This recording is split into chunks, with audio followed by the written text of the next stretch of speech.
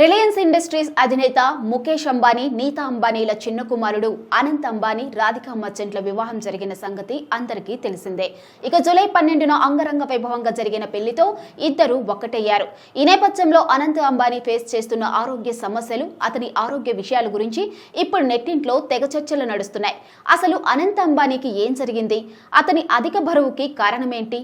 ఆయనను పట్టి పీడిస్తున్న ఆరోగ్య సమస్యలేంటి అనే విషయాలు ఈ వీడియోలో తెలుసుకుందాం. పెళ్లికి ముందు జరిగిన ప్రీ వెడ్డింగ్ వేడుకల్లో అనంత్ అంబానీ మాట్లాడిన మాటలు అందరినీ భావోద్వేగానికి గురి చేస్తున్నాయి.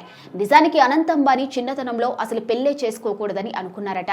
జంతువులంటే తనకు ఎంతో ఇష్టమని, వాటితో స్పెండ్ చేయటమే తనకు ఇష్టమని అన్నారు. అలాంటి నాకు రాధికాని కలిసి ఆమెతో మాట్లాడిన తరువాత తన అభిప్రాయం మారిందని చెప్పుకొచ్చారు. ఆమె కూడా తనలా జంతువులతో మెలిగే యాటిట్యూడ్ తనను ఎంతగానో ఇంప్రెస్ చేసిందన్నారు. అలాగే తాను ఫేస్ చేస్తున్న ఆరోగ్య సమస్యల పట్ల తన కాబోయే భార్య ఇచ్చిన మద్దతు తనను మరింత ఆమెకు దగ్గరయ్యేలా చేసిందని అన్నారు. ఆమె తన జీవితంలో భార్యగా అడుగుపెట్టడం తన అదృష్టమంటూ రాధికా మర్చెంట్పై ప్రశంసల జల్లు కురిపించారు.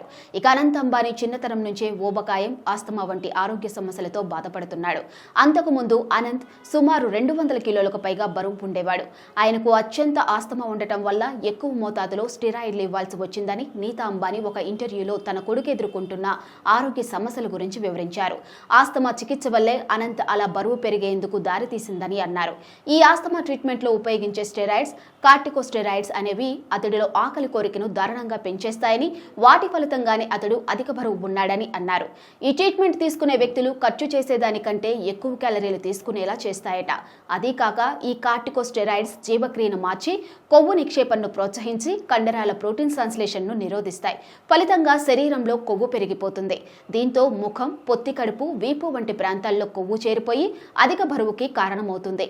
ఇలా దీర్ఘకాలిక లేదా అధిక మోతాదులో స్టెరాయిడ్లు వాడితే అది అధిక బరువుకు సంబంధించిన సమస్యలకు కారణమవుతుందని నీతా చెప్పుకొచ్చారు. ఇక కొన్ని లక్షల కోట్లు ఉన్న అనంత్ అంబానీకి ఏసీ గాలి తగలకూడదు. అది అతడి ఆస్తమాను ఎంతో పెంచుతుంది. అతనుకున్న ఆస్తమా వలన అతనికి ఏసీ గాలి మాత్రమే కాదు, వాతావరణం చల్లబడినా ఉక్కిరిబిక్కిరైపోతాడు. కోట్లకు వారసుడైనా ఏనాడు ఏసీ రూముల్లో నిద్రపోడు. ఆ అవకాశం కూడా దేవుడివ్వలేదు. అందుకే అతని కారులో కూడా ఏసీ ఉండదు. కాగా కొన్నేళ్ల క్రితం అనంత్ అంబానీ 2016లో ఒక్కసారిగా చాలా సన్నమై కనిపించారు.